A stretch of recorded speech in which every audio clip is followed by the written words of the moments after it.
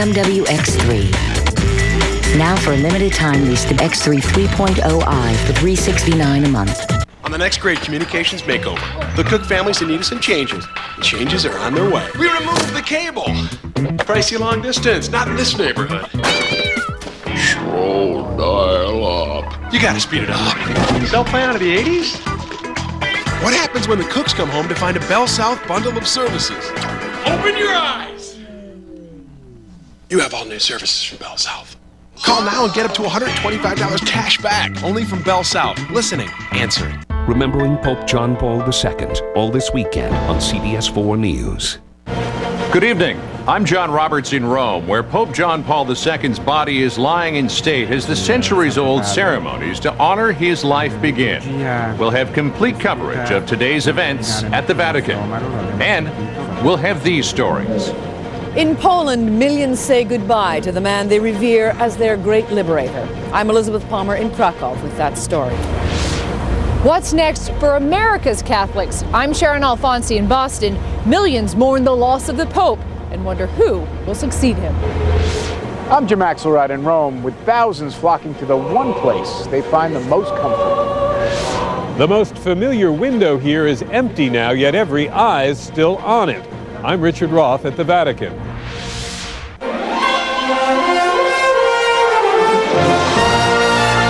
This is the CBS Evening News with John Roberts reporting tonight from the Vatican.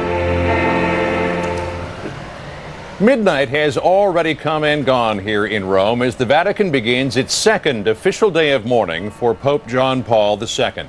Vatican officials are preparing to begin the complicated process of choosing a successor after a Sunday of highly visible personal grief. For church elders, staff, and dignitaries, it was a chance for a personal goodbye. Flanked by members of the Swiss Guard, the Pope lay in repose in his apostolic palace, having delivered his final lesson to Catholic faithful. Bishop William Skillstad was among those to pay their last respects. He taught us about life, but also I think he taught us how to die. He faced that death head on. It was in the frailty of his final days that John Paul II showed his greatest strength, to never stop trying, that hardship and suffering are simply a part of life's journey. That message echoed throughout St. Peter's Square this morning, where an estimated 100,000 worshipers gathered for Mass. There were prayers for the Pope's soul and thanks. It's a celebration as well, Mike. And that's difficult to come to terms with, because we've lost him. Of course, not everyone shares that appreciation. The Pope was a controversial figure whose strict conservative doctrine grated against society's more progressive elements. But agree with him or not, no one can deny he was a Pope of the people, a universal pastor who made the world his parish. Joining me now is Alan Pizzi with a look at the long procedural road that lies ahead. Alan. John, after the uncertainty of the wait for John Paul II's death, the coming days will follow a schedule and ritual dictated by changes he made to the Church's constitution and centuries of tradition. The Pope's body will be moved from the 17th century Clementine Hall, the room next to the papal apartments, to St. Peter's Basilica, just above the crypt where St. Peter, the first Pope, is believed to be buried. As many as 1 million pilgrims are expected to view John Paul II's body before the funeral is held later in the week. On Monday, the College of Cardinals will set the date for a ceremony that is steeped in lavish history. Papal funerals are more than burials. They mark the end of an era. The next era won't begin for at least 3 weeks, when the conclave, the meeting to select the next pope, begins. It is held under rules set down centuries ago, and made even stricter by John Paul II. There are no clear favorites on the list of so-called papabili, meaning literally popeable. I would not think the next pope would be that young, although who knows. 26 years ago, no one expected that the cardinals entering the Sistine Chapel would choose a Pole, or that he would have such an impact on the world. Even as he is laid to rest, cardinals who are thinking about following in John Paul II's footsteps must be in some form of trepidation, John. And Ellen, there's a lot of talk here at the Vatican about where the next pope should come from. Indeed, there is. There are several schools of thought. One says that they will look to South America, to a Latin American cardinal, because the church is growing fastest there. Others say maybe it should be a European to combat secularism in Europe. And some say, look, the Italians are going to say, we've had a foreigner, we'll wait another 450 years. The bottom line is nobody guessed the last one, and nobody's going to guess the next one, John. It'll be certainly interesting to watch it. Alan Pizzi, thanks very much. For the people of Poland, the death of Pope John Paul II was a deeply personal blow. Elizabeth Palmer has reaction tonight from Krakow. The faithful gathered at Mass from earliest morning. Some too young to know a time when there was not a Polish Pope, and many old enough to remember when such a thing seemed impossible. They came to grieve the loss of a man they first knew as Karol Wojtyła, parish priest, native son, and finally national hero. Vast crowds spilled outdoors over the grounds of the sanctuary St. Faustina, a Polish nun canonized by John Paul in the year 2000. There, the Archbishop of Krakow read words the Pope himself had written just a few days before his death. "I entrust myself and all of you to God's divine mercy," he quoted.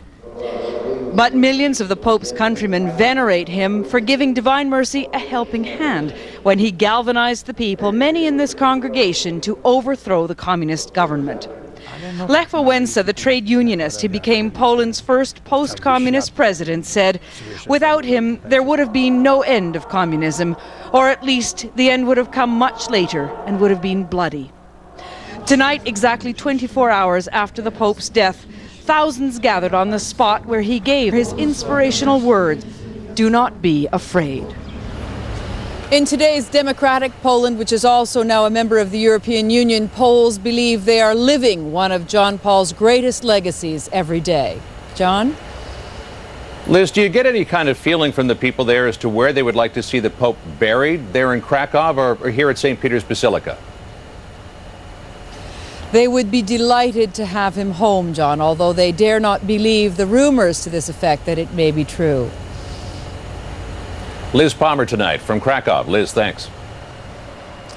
Across America as well, Roman Catholics are mourning the death of Pope John Paul. We have correspondents standing by in several cities that feel close links to John Paul's ministry, beginning with Sharon Alfonsi in Boston.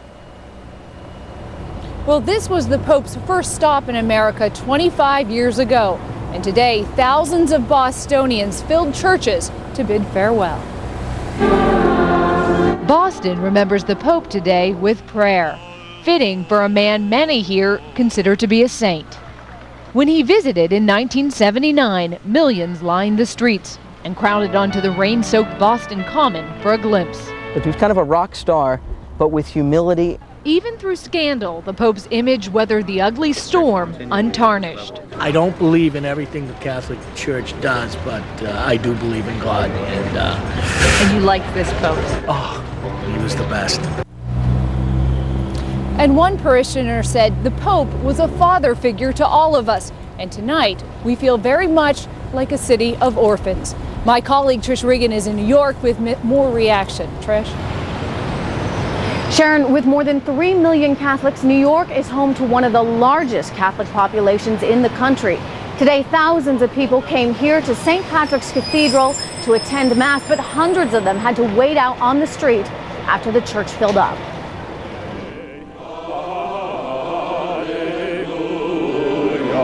They came to hear Edward Cardinal Egan talk about the strength of their spiritual leader. But he was a humble giant who grew to his loftiest stature when he couldn't raise his head. In a city that survived the 9/11 attacks, the Pope's resilience resonated. Even as he was already battling Parkinson's and his physical strength was failing him, he kept pushing himself, flying around the world, and it wasn't just a stubbornness. You could see that he really wanted to be with people. Masses have been going on throughout the day here at St. Patrick's Cathedral, including one in the Pope's native Polish. For more on the domestic reaction to the Pope's death, we now go to Jerry Bowen in Los Angeles. Jerry? Los Angeles is the largest archdiocese and the fastest growing one in the country, with more than 4 million members, due in large part to new immigrants from South and Central America, people who felt a special kinship with Pope John Paul II. La Placita Church, the oldest in Los Angeles, is the soul of Latino Catholics. It draws 10,000 parishioners each Sunday to its 11 masses. And this morning, there were prayers and tears for the Pope, and applause. As a sign of respect for the late Pope, who gave them hope that life will get better here in their new homeland. Poverty is not the will of God for them, and he always defends the rights of the poor. Here, John Paul will be greatly missed. Muy malo, muy malo. Everybody's crying. It's a common refrain among the faithful, great sadness at the passing of this Pope, many of whom felt was a member of the family. John? Jerry Bowen with reaction from the West Coast for us tonight. Jerry, thanks. The most visible outpouring of grief for Pope John Paul II has been in the vast expanse of St. Peter's Square. Jim Axelrod spent the day in the square seeking out the faithful. St. Peter's Square filled with thousands today who just needed to do something. And I guess for now, until the funeral or even until the viewing, there's nothing else to do. That's exactly right. There is nothing else to do. Nothing else for Jill Staten and her friends to do. I'm overwhelmed. I really am. I'm so glad that I came. American Catholics living in or visiting Rome. We had to come down. Have you ever had a day like this? Never. But join the sea of solemn, somber voices, creating a quiet, mournful buzz, broken only by spontaneous outbursts of song. So that you can just move kind of passively through the crowd and yet be really moved deeply by listening to the singing and to the beautiful voices and be part of it, in fact. The most striking thing about the crowd here in St. Peter's Square is its sheer size. Remember, as far as formal public mourning goes, there's nothing actually happening here today. The public viewing doesn't begin until tomorrow. But for these people, this is clearly where they just have to be. It's really hard to fathom where I fell asleep and where I woke up. John Cunningham, a college student from Chicago, had to be here so badly, he's sleeping here. You're not leaving? No, and if I don't see the Pope, if I can't pay my respects to the Pope tomorrow, then I'll be right back here Monday night. Because this is as close as you can get. Yeah, this is where it's at. Where it's at for tens of thousands of believers, not quite ready to let go. Jim Axelrod, CBS News, the Vatican. In a moment, Mika Brzezinski in New York will have more of today's news, and we'll be back from Rome with continuing coverage of the death of Pope John Paul II. Sul Santo Romano Pastor rivolgi.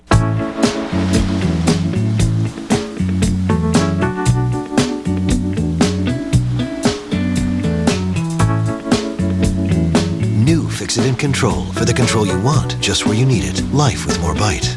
Introducing new Fix-It Control. Its precision tip nozzle lets you put just the right amount, just where you want it. So no more corn without the cob. New Fix-It Control. Life with more bite.